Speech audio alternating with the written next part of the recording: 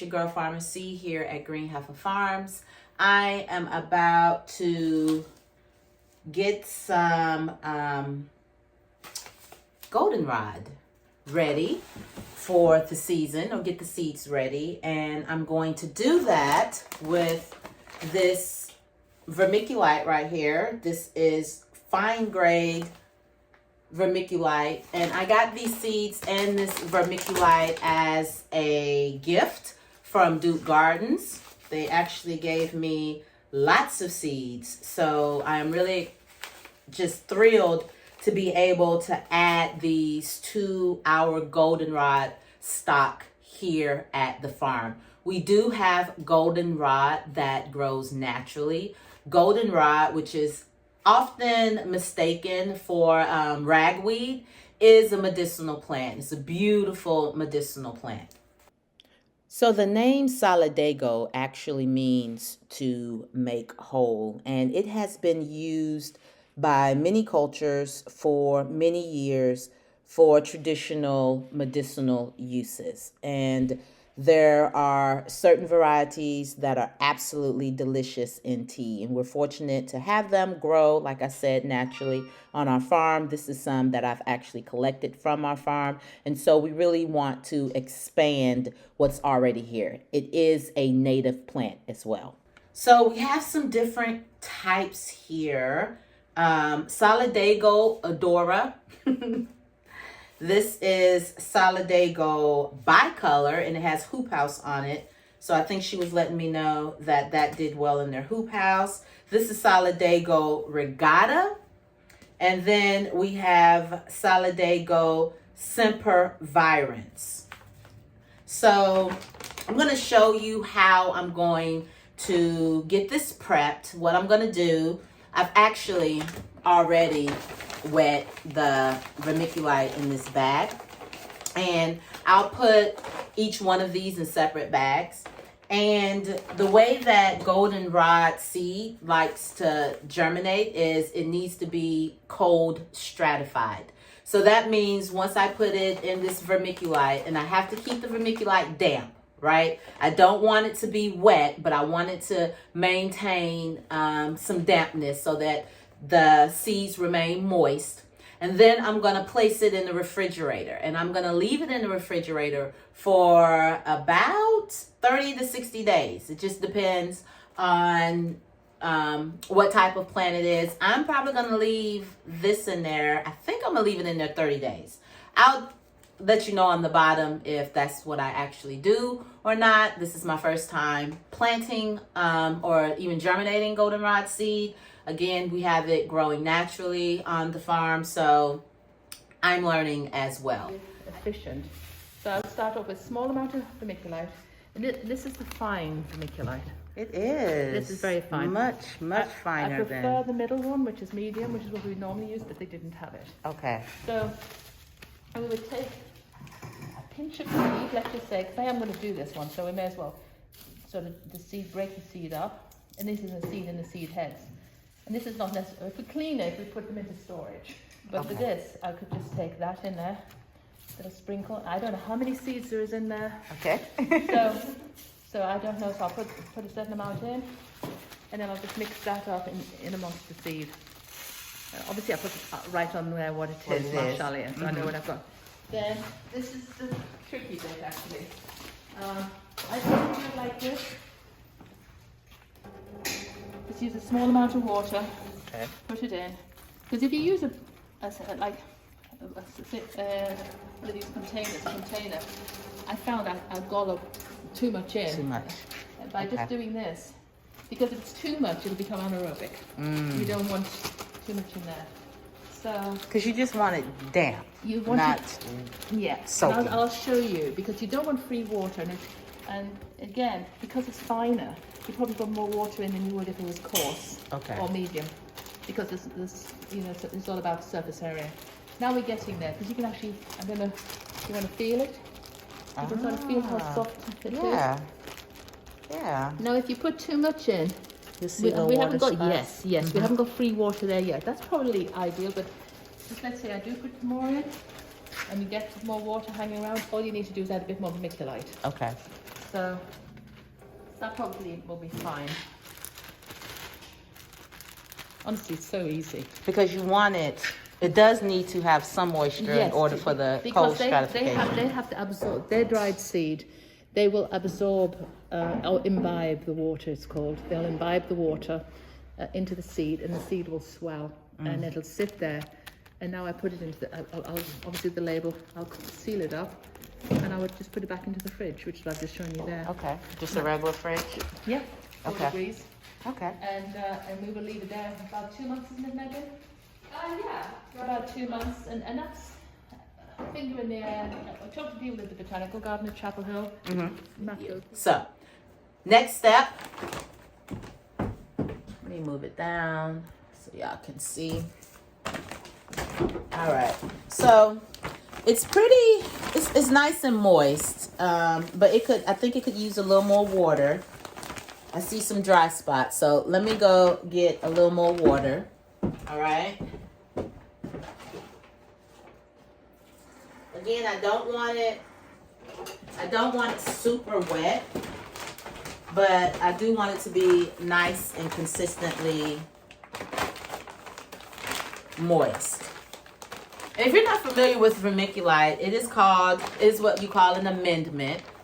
And it is great for promoting root growth in your soil. And it really like holds the moisture in as well. So I'm just getting this nice and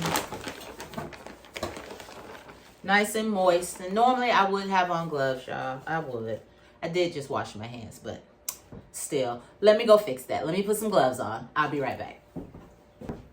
It's really better to use gloves just to cut down on the risk of any contaminants and,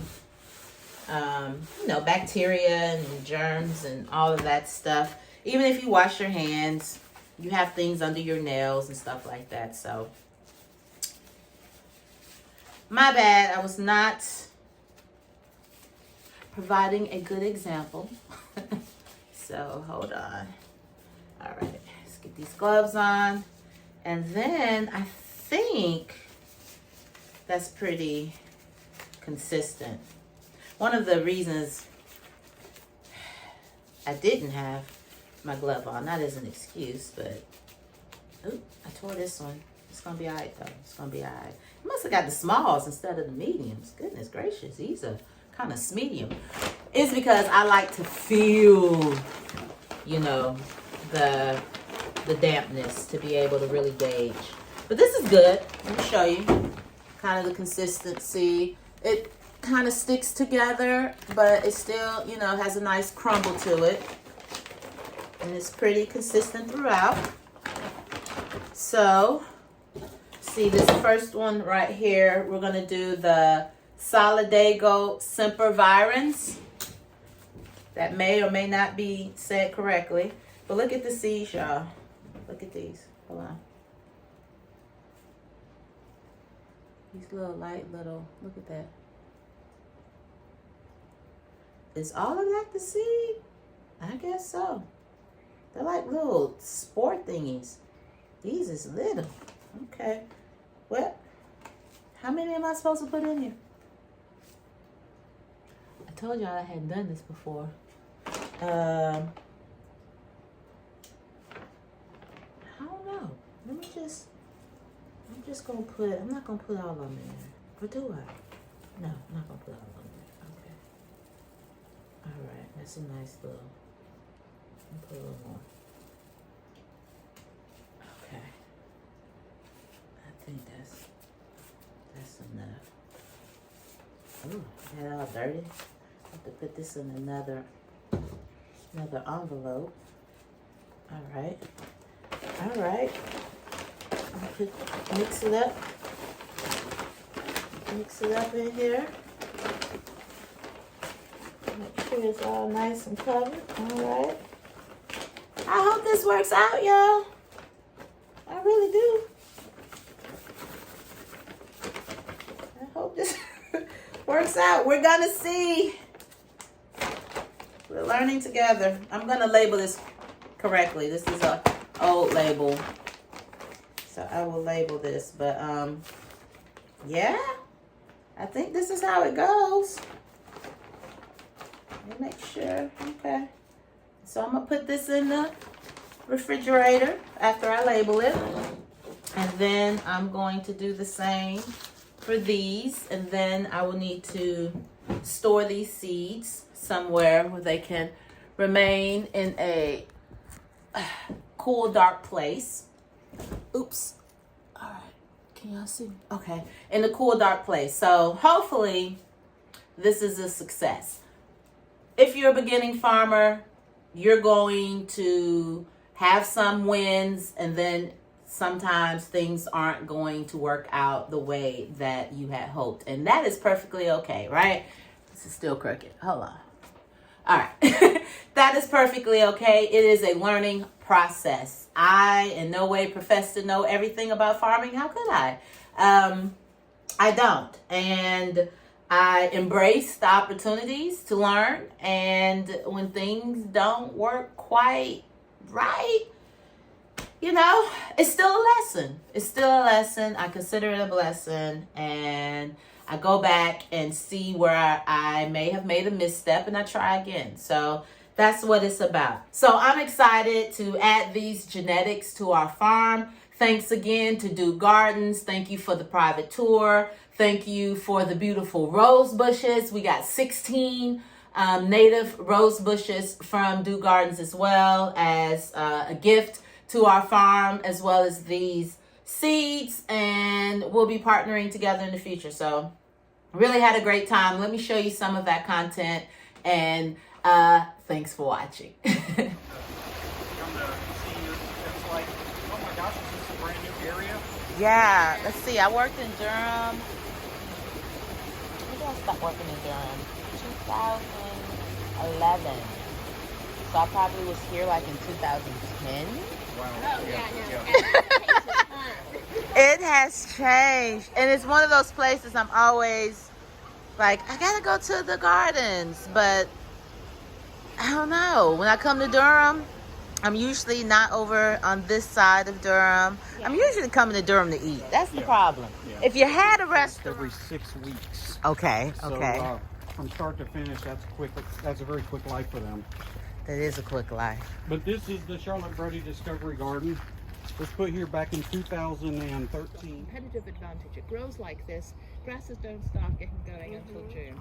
And as soon as solid air goes up, competing with the light. So what we're going to be doing is cutting that a little bit more frequently. And then just to see if we can increase the biodiversity of the plants that we're putting. Because we did put in a Rose rosette virus. Oh, is that like the rose Omicron? Or Yes. had the rose corona? Might of some sort. Oh, Yeah. so it took out all of them? Yeah, and so what they ended up doing is they planted a new cultivar that's harder. Is it native? I don't think so. I think it's just going to be more resilient. A bit more resilient, and then they've added in a lot of other plantings Okay. that don't require any water. So some So it's zero more scaping. sustainable. Yeah, it's really good. So they're like the mixtures of native, but also like this is Stipa tenuissima. It's comes from Mexico, so like the